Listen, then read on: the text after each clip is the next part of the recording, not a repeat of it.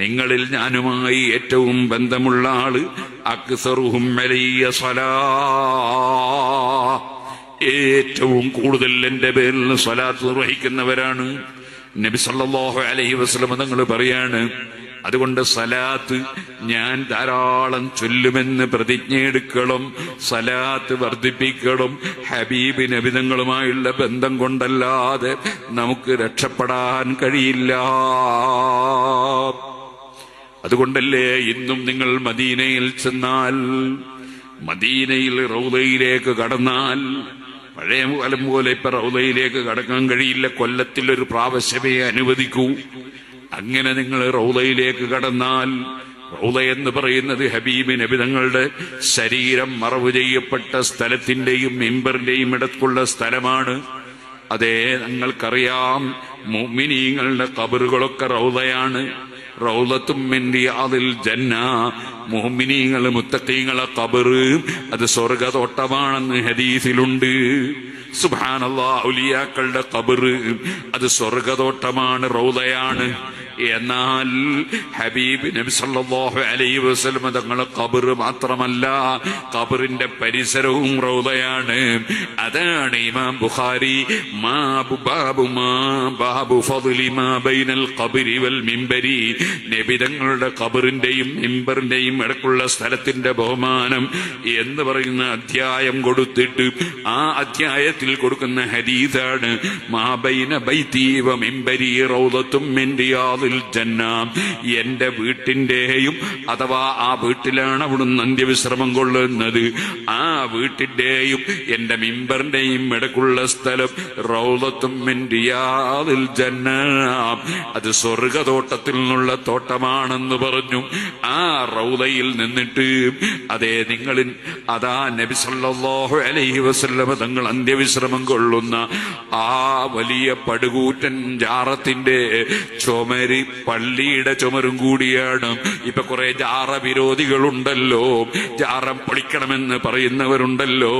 അവരാലോചിക്കണം, ലോക മുസ്ലിങ്ങളെ കേന്ദ്രമായ മദീനയിൽ പള്ളിയുടെ ചുമരും നബിതങ്ങളുടെയും സിദ്ദീഖ് റളിയല്ലാഹു അൻഹു ഉമർ ഖത്താബിന്റെയും ജാറത്തിന്റെ ചുമരും ഒന്നാണ്. ആ ചുമരിന്റെ മേലെയുള്ള പദ്യമാണ് ഞാൻ തുടക്കത്തിൽ ചൊല്ലിയത്. യാമൻ യഖൂമു മഖാമൽ ഹംദി മുൻഫരിദാ ലിൽവഹീദിൽ ഫർദി ലം യൂലദ് വലം യലിദി. ലോകസട്ടാവായ പടച്ചവന്റെ കോടതിയിൽ യൗമ യഖൂമുർ റൂഹു വൽ മലായികതു സഫാ, മലക്കുകൾ മുഴുവനും മണിയണിയായി നിൽക്കുന്നു. ഒരാൾക്കും അവിടെ നിന്ന് കുതറി ഓടാനൊന്നും കഴിയൂല. മലക്കുകൾ വന്ന് നിൽക്കുകയാണ്. അതേ, വജാഅ റബ്ബുക വൽ മലകു സഫൻ സഫാ വജീഅ യൗമൈദിൻ ബിജഹന്നം, അവിടേക്ക് ജഹന്നമിനെ കൊണ്ടുവരികയാണ്. അങ്ങനെ അണിയണിയായി എല്ലാവരും നിൽക്കുമ്പോ യൗമ യഖൂമുർ റൂഹു വൽ മലായികതു സഫാ, ജിബ്രീൽ അലൈഹി സ്വലാത്തു വസ്സലാമും സർവ്വ മലക്കുകളും നിൽക്കുന്നു. ലാ യതകല്ലമൂൻ, ഒരാളും മിണ്ടുന്നില്ല. ഓ സുഹൃത്തുക്കളെ, അവിടെ അഷ്റഫുൽ ഖൽഖ് സല്ലല്ലാഹു അലൈഹി വസല്ലം തങ്ങളുടെ സമീപത്തേക്ക് ജനങ്ങൾ വരുന്നു. അവരാദ്യം ആദം നബി അലൈഹിസ്സലാമിനെ പോയി കണ്ടിരുന്നു, അവർക്ക് രക്ഷ കിട്ടിയില്ല. നൂഹ് നബി അലൈഹിസ്സലാമിനെ കണ്ടിരുന്നു, രക്ഷ കിട്ടിയില്ല. അതേ, ഇബ്രാഹിം നബി അലൈഹിസ്സലാമിനെയും മൂസാ നബി അലൈഹിസ്സലാമിനെയും ഈസാ നബി അലൈഹിസ്സലാമിനെയും ഒക്കെ രക്ഷയ്ക്ക് വേണ്ടി, സഹായത്തിന് വേണ്ടി കാണുന്നുണ്ട്. പക്ഷേ അവിടെയൊന്നും തന്നെ അപ്പോൾ സഹായം കിട്ടിയില്ല.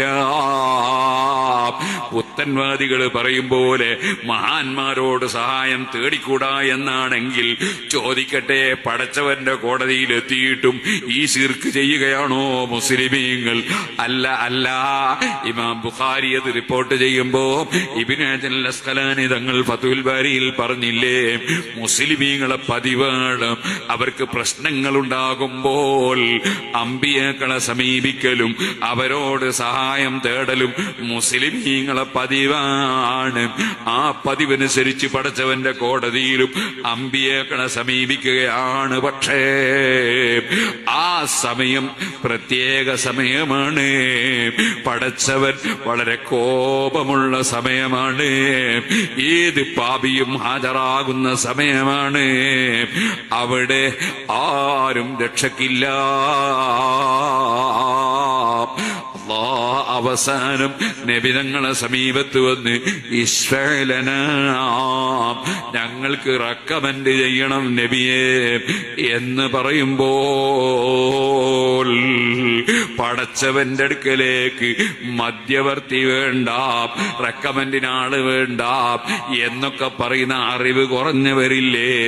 അതേ, പക്ഷേ അവിടെ റെക്കമെൻഡിന് ആവശ്യപ്പെടുമ്പോൾ അനലഹാ, അതിനുള്ളവനാണ് ഞാൻ, നിങ്ങളെ റെക്കമെൻഡ് ചെയ്ത് രക്ഷപ്പെടുത്താനുള്ളവനാണ് ഞാൻ എന്ന് സന്തോഷത്തിന്റെ മറുപടി പറയുന്ന മുഹമ്മദുർ റസൂലുള്ളാഹി സ്വല്ലല്ലാഹു അലൈഹി വസല്ലം അല്ലാഹുവിന്റെ മുമ്പിൽ സുജൂദ് ചെയ്യുന്നു. നബിതങ്ങളോട് തല ഉയർത്താനും റെക്കമെൻഡ് ചെയ്യാനും പടച്ചവൻ ഓർഡർ ചെയ്യുന്നു. അങ്ങനെ യാമൻ യഖൂമു മഖാമൽ ഹംദി മുൻഫരിദാ ലിൽ വഹീദിൽ ഫർദി ലം യൂലദ് വലം യലിദി, ഏകനായ റബ്ബ് ലം യലിദ്, അവൻ സന്താനമുണ്ടാക്കിയിട്ടില്ല, പടച്ചവന് മക്കളില്ല. വലം യൂലദ്, അവൻ സന്താനമായി ഉൽപ്പാദിപ്പിക്കപ്പെട്ടവനുമല്ല. അല്ലാഹു പറഞ്ഞില്ലേ, കബറത്ത് കലിമതൻ തഖ്റുജു മിൻ അഫ്വാഹിഹിം, അവരെ വായിൽ നിന്ന് വരുന്ന പടച്ചവന്റെ മക്കൾ എന്ന് പറയുന്ന, പടച്ചവന്റെ മകൻ എന്ന് പറയുന്ന, ദൈവപുത്രൻ ദൈവപുത്രി എന്നൊക്കെ പറയുന്ന ആശയമുണ്ടല്ലോ, അത് വളരെ ഗൗരവമുള്ള വാക്കാണ്. കലിമതൻ തഖ്റുജു മിൻ അഫ്വാഹിഹിം യഖൂലൂന ഇല്ലാ കദിബാ, അത് സത്യമല്ല. പടച്ചവന് മക്കളില്ല, പടച്ചവൻ ഒരാളെ മകനുമല്ല. ഇത് ഉറച്ച വിശ്വാസമാണ് ഇസ്ലാമിന്റെ വിശ്വാസം. ആ വിശ്വാസത്തെ തകർത്ത് ഈമാൻ കളയുന്ന പാട്ട് പാടിയാൽ ആരോഗ്യം ഉണ്ടാവൂല കേട്ടോ, മറിച്ച് ഉള്ള ഈമാൻ നശിക്കലാണ്. അത് തന്നെയാണ് ഇന്നും ആ മദീനയിൽ റൗളയുടെ ചുമരിന്റെ മേലെ അവിടെ എഴുതി വെച്ച പദ്യം, യാമൻ യഖൂമു മഖാമൽ ഹംദി മുൻഫരിദാ ലിൽ വാഹിദിൽ ഫർദി ലം യൂലദ് വലം യലിദി, ഏകനായ റബ്ബിന്റെ മുമ്പിൽ എഴുന്നേറ്റ് നിന്ന് ഞങ്ങൾക്ക് റെക്കമെൻഡ് ചെയ്യുന്ന നബിയേ. യമൻ തഫജ്ജറത്തിൽ അൻഹാറു നാബിഅതൻ മിൻ ഇസ്ബഇഹി ഫറവൽ ജൈസ ബിൽ മദദി,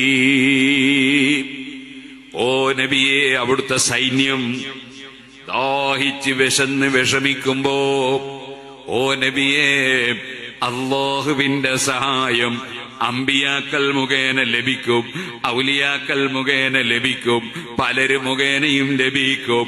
ആ നിലക്ക് ഓ നബിയെ, തങ്ങളോട് വളരെ താഴ്മയോടെ വെള്ളത്തിന് തേടിയപ്പോൾ കയ്യിന്റെ വിരലിനോട് വെള്ളം കൊടുത്ത് സഹായിച്ച നബിയെ, മുജാഹിദും ജമാഅത്തൊന്നും കേൾക്കണ്ട, അവരെ ഭാഷയെ പച്ച ശിർക്കാണ് മദീനത്തെ പള്ളിന്റെ ചുമർമേൽ എഴുതി വെച്ചത്. അള്ളാഹുവിന്റെ റസൂലിനെ വിളിച്ച് തേടുകയാണ്. സുബ്ഹാനല്ലാഹ്. ഞാൻ പറഞ്ഞു വന്നത്, ഈ പദ്യം അവിടെ നമുക്ക് കാണാം. ആ റസൂലുള്ളാഹി സ്വല്ലല്ലാഹു അലൈഹി വസല്ലമ തങ്ങളുടെ സഹായം നമുക്കെന്നും ആവശ്യമാണ്, ദുനിയാവിലും ആഖിറത്തിലും ആവശ്യമാണ്. അല്ലാഹുവിന്റെ റസൂലുമായി അടുക്കാനുള്ള ഏറ്റവും വലിയ മാർഗം അക്സറുഹും അലയ്യ സലാഹ്, ഏറ്റവും കൂടുതൽ എന്റെ പേരിൽ സലാത്ത് ചൊല്ലുന്നവർ. സലാത്ത് ധാരാളമായി ചൊല്ലണം. അല്ലാഹു അതിന് നമുക്ക് തൗഫീഖ് നൽകട്ടെ.